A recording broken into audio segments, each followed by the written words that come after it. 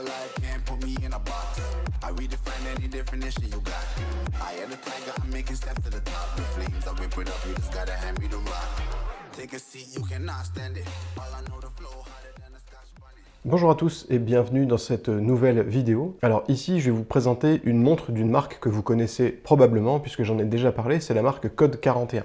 J'en ai parlé à deux reprises, une fois sur le blog avec le test de la Anomaly 01 et une fois aussi sur la chaîne YouTube avec le test de la X41. Alors la X41, eh bien c'était un modèle plutôt haut de gamme, on va pas se le cacher, vendu à peu près à 6 000 €, donc forcément ça ne touche pas tout le monde. C'est pas une montre qui est à la portée de n'importe qui, ça c'est évident. La vidéo avait amené à beaucoup de réactions, aussi bien positives que négatives. Il y a beaucoup de personnes qui disaient que c'était trop cher, qu'ils auraient préféré une Rolex à ce prix-là, ou une Omega, etc. Des marques plus populaires, plus iconiques aussi. Ce que je peux comprendre complètement, chacun son avis là-dessus. Et du coup, ce qui est assez intéressant ici, c'est que le modèle que je vais vous présenter reprend l'ADN de la X41 en le mélangeant au côté accessible de la Anomaly 01, et du coup, ça donne naissance à la Day 41.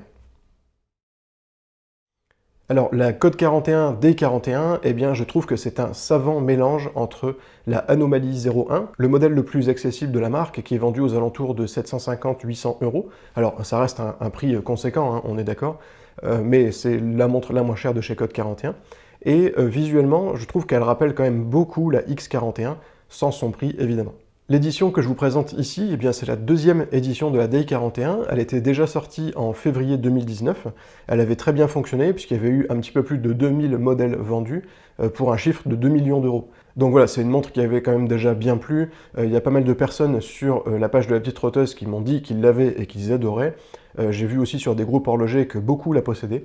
Donc voilà, c'est une montre qui plaît déjà beaucoup. Et du coup, Code 41 a été assez malin là-dessus, évidemment, puisqu'ils ont sorti une nouvelle version de cette Day 41.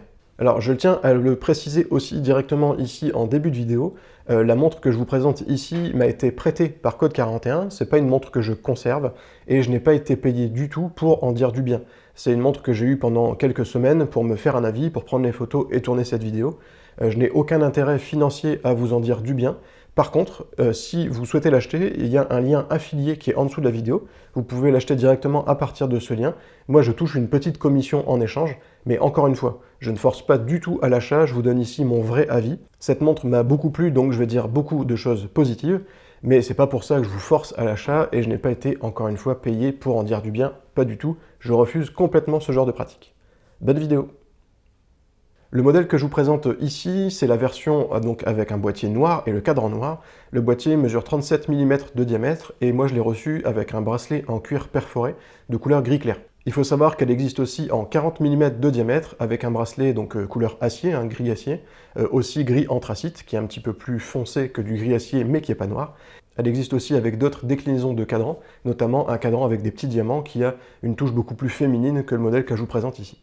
Et la version que moi j'ai testée coûte 1 290 €. Le prix est variable suivant la configuration que vous allez choisir, le bracelet, le cadran, le boîtier, etc. C'est environ le prix médian, 1 290 €. Et avant de continuer plus loin dans la vidéo, eh bien je vous invite à vous abonner, c'est juste un petit clic sur le bouton en dessous, ça me permettra de faire grossir la chaîne de la petite trotteuse, et puis c'est vachement encourageant, et vous ça ne vous coûte rien. Alors si ce n'est pas encore fait et que vous aimez le contenu, abonnez-vous. Alors en termes de packaging, c'est largement satisfaisant puisque cette Day 41, elle est livrée dans la même boîte que la X41.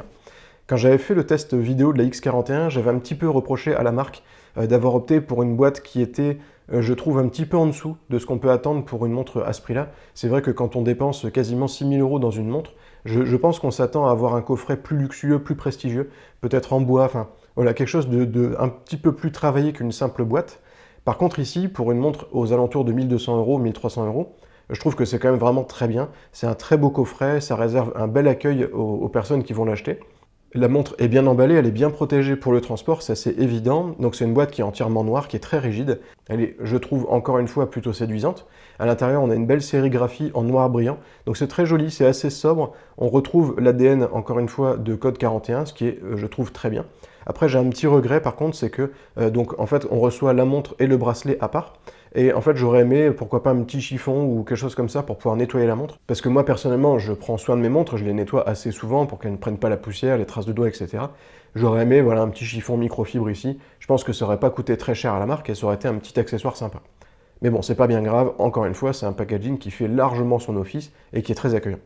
Comme je disais juste avant, le boîtier du modèle que moi j'ai reçu mesure 37 mm de diamètre, et pour être tout à fait honnête, j'étais un petit peu sceptique sur cette dimension avant de recevoir la montre. Moi je suis habitué aux montres qui font 39, 40, 41 mm, voire 44, 45 pour certaines, et du coup j'étais un petit peu inquiet, j'avais peur que cette montre fasse ridicule à mon poignet, et en fait pas du tout. J'ai même été très agréablement surpris puisque au final, eh bien, la montre est assez compacte, mais elle fait pas toute petite.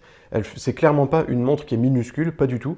Je dirais qu'elle a un bon gabarit pour être à la fois discrète et en même temps visible, et puis ne pas donner l'impression d'avoir une trop petite montre à son poignet. Et puis de toute façon, encore une fois, si 37 mm c'est trop petit pour votre poignet, eh bien elle existe en 40 mm, donc comme ça, tout le monde est satisfait.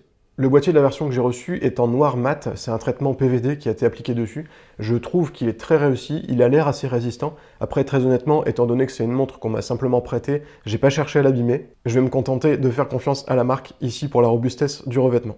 Ce que je trouve vraiment agréable, c'est qu'en fait, même si le boîtier est un peu plus petit, même si c'est un autre modèle de la marque, eh bien on retrouve l'ADN de Code 41. C'est pas la première fois que je le dis dans cette vidéo, mais voilà, c'est ça que j'aime bien, c'est qu'on a vraiment un ADN qui est très typique à cette marque, avec ce boîtier qui a des formes assez particulières, à la fois anguleuses et douces en même temps. Il y a un côté très industriel, très brut aussi, que moi j'aime beaucoup. Le petit détail aussi qui est bien sympa, je trouve, ce sont les entretoises qui sont au niveau de l'entrecorne et qui du coup vont maintenir le bracelet. Je trouve que c'est très sympa, ça donne encore une fois ce côté un petit peu industriel. Moi je trouve ça joli, c'est original, ça change des autres montres qu'on voit d'habitude. Sur le côté droit de la montre, à 3 heures, on va trouver la couronne de réglage qui est très simple. Elle est décorée du logo de la marque. Elle dispose d'une petite gravure tout autour qui permet une manipulation très facile, malgré le fait qu'elle soit pas très grande. L'arrière de la montre aussi, je le trouve lui aussi très soigné. Il y a beaucoup de montres qui mettent un petit peu ça de côté, et c'est dommage parce que même si évidemment c'est pas la face de la montre qu'on va voir le plus souvent, c'est quand même assez agréable d'avoir le dos de la montre qui soit soigné, qui soit réussi. Ici, je trouve que c'est très sympa. On a une belle vue sur le mouvement qui est à l'intérieur de cette montre, et puis on a toutes les gravures tout autour qui sont très délicates, qui sont bien faites. On voit qu'il y a eu un vrai souci de faire les choses proprement et en même temps assez simplement. D'ailleurs, en parlant du mécanisme, cette montre elle est alimentée par un mécanisme automatique, donc mécanique à remontage automatique, et c'est la marque STP qui le fabrique. Alors c'est un fabricant assez jeune, mais qui réexploite des mouvements suisses mythiques et qui sont très connus, notamment de chez ETA. Donc ici c'est le STP 615, qui est apparemment une bonne référence. Honnêtement, c'est une marque qui est pour l'instant peu connue, c'est pas le constructeur de mouvements qu'on va trouver dans le plus de montres. Pour moi, c'est pas grave, je pars du principe que si Code 41 l'a choisi, c'est que c'est une bonne référence. Ce serait absolument pas dans leur intérêt de choisir un mouvement de mauvaise qualité, ce serait pas du tout une bonne publicité pour eux. Ce mouvement, eh bien, il dispose de 26 rubis, il oscille à 28 800 battements par minute, et il dispose de 44 heures de réserve de marche, donc c'est un petit peu plus que les mouvements que je vous présente d'habitude, qui sont aux alentours de 40-42 heures. Bon alors vous me direz pour 2 heures ça change pas grand chose, mais voilà, sur le papier en tout cas c'est intéressant. Et c'est un mouvement qui en plus de ça est très silencieux, c'est-à-dire qu'on n'entend quasiment pas le rotor tourner quand on a la montre au poignet, ou même quand on l'a dans les mains, hein, comme j'ai actuellement. Et en plus de ça, on peut le remonter à la couronne, il dispose d'un stop seconde, qui va permettre d'arrêter la trotteuse pendant qu'on met la montre à l'air. Donc voilà, moi je trouve que globalement c'est un bon mouvement. Après, j'ai pas les compétences très techniques qui vont permettre de juger de la qualité des composants, mais encore une fois, si Code 41 a choisi ce mouvement, c'est qu'ils ont confiance en cette marque. Au niveau du cadran de cette Day 41, ce que j'aime beaucoup, c'est que les finitions sont vraiment superbes. Ce qui est assez agréable aussi, c'est qu'on retrouve en fait le même design que sur la X41. Très honnêtement, quand on va proposer la Day 41, la X41 à une personne qui n'est pas experte en horlogerie, je pense que la plupart du temps, ils n'arriveront pas forcément à deviner qu'il y a une si grosse différence de prix entre les deux. Et ça, je pense que c'est très bien, parce que du coup, ça veut dire que quasiment tout le monde, alors attention, c'est une montre à 1300 €, je suis complètement conscient que tout le monde n'a pas les moyens de s'acheter ça. Moi-même, je les ai pas, hein, très clairement. Mais voilà, c'est agréable d'avoir une montre qui a un aspect aussi chic, aussi haut de gamme, en restant à un prix à peu près accessible. Alors le cadran, il est un peu moins squeletté que celui de la X41, évidemment, puisque le mouvement de la X41 méritait d'être visible. Ici, il est très beau, c'est pas la question, mais voilà, c'est moins prestigieux, forcément. On retrouve la même forme d'aiguille que sur les autres modèles de la marque. Par contre, ici, elles sont plates. Moi, il y avait un petit détail que j'aimais vraiment bien sur les autres modèles, c'est qu'il y avait un relief, en fait, sur les aiguilles, depuis leur centre. Je trouvais ça très joli. Là, on l'a plus. C'est pas catastrophique, mais voilà, moi, personnellement, en tout cas, j'aimais bien ce petit relief-là, j'aurais bien aimé le retrouver. La trotteuse, elle est extrêmement fine et l'ensemble du cadran, de toute façon, c'est vraiment un exemple de finesse.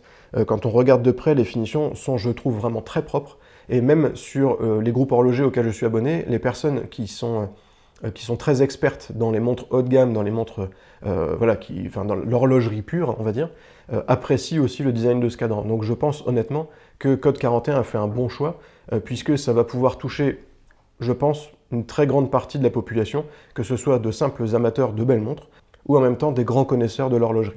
Voilà, pour finir avec ce cadran, je dirais que ce qui est sympa, c'est qu'il est très beau, il est bien décoré, il reste très lisible aussi, que ce soit en basse luminosité qu'en plein soleil. Après, on a une touche de luminescence aussi sur les aiguilles de l'heure et des minutes, et puis sur tous les index. Donc voilà, c'est un cadran qui est bien lisible, les finitions sont très propres, encore une fois, et il me rappelle celui de la X41 que j'aimais beaucoup, donc ça pour moi, c'est vraiment cool. Alors, quand on passe cette Code 41, Day 41 au poignet, ce qui est assez agréable, en fait, c'est son gabarit. Encore une fois, moi, j'étais très agréablement surpris par ces 37 mm de diamètre. Je m'attendais à ce que ce soit un petit peu trop petit à mon poignet, et finalement, je trouve que ça marche plutôt très bien. L'avantage, c'est qu'elle va se glisser très facilement en dessous d'une manche de chemise, par exemple, même un petit peu ajustée. Et puis voilà, elle ne sera pas gênante dans la journée, on n'a pas l'impression d'avoir un parpaing au poignet. Le bracelet qui équipe la mienne donc est en cuir perforé gris clair. C'est un choix que personnellement je n'aurais pas forcément fait. Je ne serais pas parti sur celui-là parce que en photo et de ce que je m'en étais fait comme idée, j'avais un petit peu peur qu'il ne me plaise pas trop. Et en fait très honnêtement, je trouve que l'association entre ce bracelet gris clair et le boîtier noir, eh bien ça marche vraiment super bien. Moi je trouve ça très joli. Encore une fois, si là je devais en acheter une demain, je pense pas que je me dirigerais vers celui-ci parce qu'il y a d'autres couleurs qui me plaisent encore plus. Mais voilà, je trouve que c'est un très bon choix. Si vous avez envie d'un bracelet clair, vous pouvez opter pour celui-ci, je trouve vraiment très sympa. Ce qui est agréable aussi avec ce bracelet, comme avec tous les bracelets de la marque, c'est qu'on a une boucle déployante à double poussoir, c'est-à-dire qu'il faut appuyer des deux côtés pour ouvrir ce bracelet. Ça a l'avantage d'être non seulement esthétique, en plus de ça, ça va permettre de moins tordre le cuir aussi pour passer la montre au poignet. Et puis en plus de ça, ça va sécuriser la mise au poignet, on va dire. Voilà, donc ce bracelet, je le trouve plutôt réussi. Il a un ajustement qui est facile. Je trouve sa qualité globale est vraiment très satisfaisante. Et puis en plus, il a des pompes d'attache rapides. Donc ça vous permettra de changer très rapidement de bracelet si vous le souhaitez. Donc voilà, que du positif pour ce bracelet. La montre est très confortable. Voilà, jusque-là, tout va bien. Pour conclure avec cette Day 41, j'ai plusieurs choses à dire. J'avais adoré la X41, mais évidemment, c'est un budget qui est très élevé. C'est clairement pas pour tout le monde. J'adore aussi la Anomaly 01, moi j'en ai une que je porte assez souvent, je l'aime beaucoup, mais c'est vrai qu'il manque peut-être un petit peu ce côté squelette, ce côté ouverture sur le mouvement. Et en fait je trouve que ici, la Day 41 finalement c'est peut-être le meilleur choix à faire, parce que, alors évidemment, elle est plus chère que la Anomaly 01, je l'ai déjà dit tout à l'heure, je sais très bien, je suis pleinement conscient que ça reste un gros budget. À la base, sur la petite trotteuse, je pensais présenter des montres qui allaient jusqu'à 500 €. J'ai un petit peu étendu la fourchette de prix parce que je trouvais qu'il y avait vraiment des modèles très intéressants à présenter qui étaient parfois juste un petit peu plus chers. Là, voilà, c'est pas loin de 1300 €, c'est un gros budget. Pour certains, ce sera quasiment un mois de salaire. C'est pas une montre qui sera à la portée de tout le monde, ça c'est évident, mais je pense que c'est un prix qui est plutôt justifié. On a des ajustements qui sont vraiment superbes. On a une montre qui est très confortable au poignet. En plus de ça, il y a différentes déclinaisons de couleurs, donc on n'aura pas l'impression de dépenser de l'argent pour une montre où il y aurait un petit détail qui ne nous plairait pas, comme la teinte du bracelet qui ne nous plairait pas par exemple. En plus de ça, on a deux dimensions pour le boîtier, 37 ou 40 mm, plusieurs couleurs de boîtier, plusieurs couleurs de cadran, plusieurs couleurs de bracelet. Donc voilà, l'avantage c'est que pour 1300 €, vous aurez une montre quasiment personnalisée, qui peut coller, je dirais, quasiment à 100% à vos goûts. Et en plus de ça, alors je ne le conseille pas forcément, mais Code 41 m'a dit qu'il faisait aussi du paiement en plusieurs fois. Si ça vous intéresse, vous pouvez toujours aller y jeter un œil. Voilà, j'en ai fini avec cette Day 41. Moi personnellement, je trouve que c'est une très bonne montre. C'est probablement le meilleur choix à faire chez Code 41, puisqu'on aura une montre très soignée, très réussie, à tous les niveaux, je trouve. En plus de ça, super agréable à porter au quotidien. Et voilà, en restant dans un budget, comme je disais, à la fois accessible, mais en même temps plutôt élevé. Alors j'espère que ce test vous a plu, n'hésitez pas à me dire ce que vous pensez de la montre en commentaire, c'est toujours intéressant. Et je vous invite aussi à aller voir les autres tests que j'ai fait, j'en ai fait plein récemment, sur le blog surtout. En ce moment je fais pas beaucoup de vidéos, ça c'est sûr, mais rassurez-vous, ça va changer d'ici peu, je vais vous montrer ça très bientôt. Si cette vidéo vous a plu, n'hésitez pas à vous abonner, il y a le bouton qui est juste en dessous de la vidéo. N'hésitez pas à l'aimer aussi, à la commenter, à la partager. Et moi je vous dis à très bientôt pour de nouvelles vidéos, de nouveaux tests sur lapetitetrotteuse.com, de nouvelles photos sur les réseaux sociaux. D'ailleurs, n'oubliez pas de vous abonner aussi aux réseaux sociaux. Ciao!